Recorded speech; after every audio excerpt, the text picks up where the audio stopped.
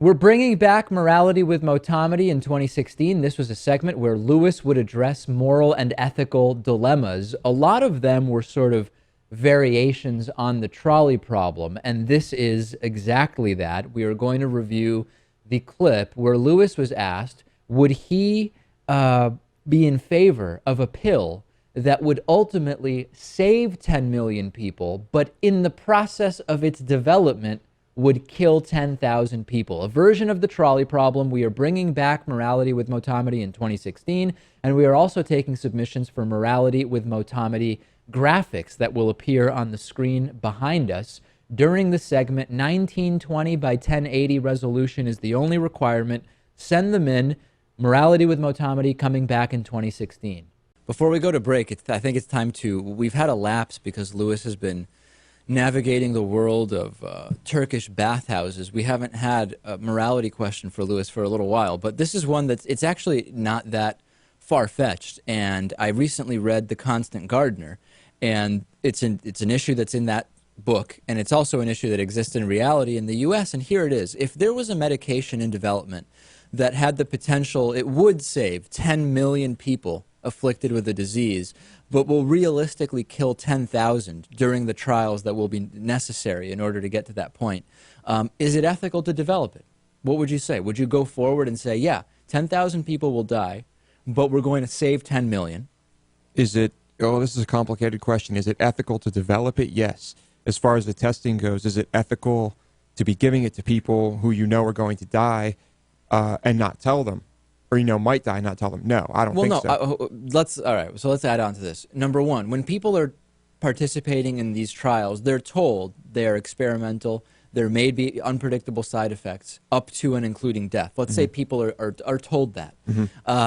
But inevitably still, 10,000 people are going to die from this until you get to the right formula, which will save 10 million people. As long as the people in the trial are aware that it could kill them, yes, I think it's fine. Okay. However, it's known that you are going to be able to perfect this and save 10 million people.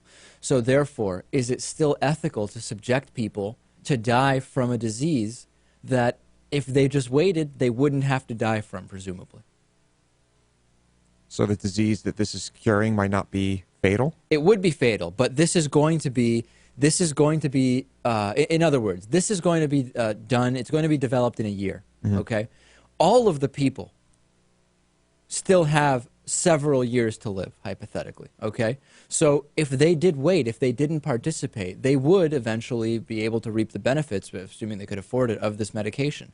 So therefore, is it still ethical to subject people to a faster death? What do you think on this one, Natan? The real question is whether you would volunteer to be one of the first ones to try it.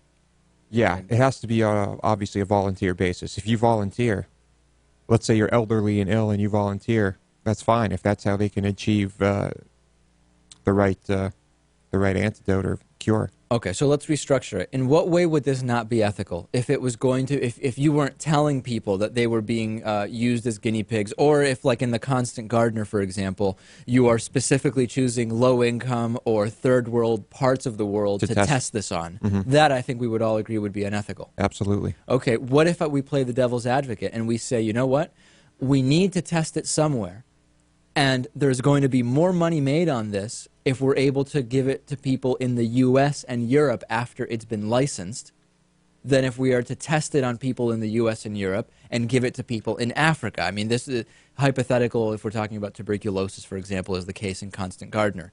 Obviously, that's a complete profit motive situation. I would find it completely unethical to do it that way. Right. However, what if the argument from the pharmaceutical companies is why do we have to test it in the poor areas?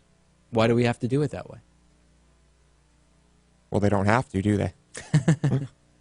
Would you ever take part in one of these trials?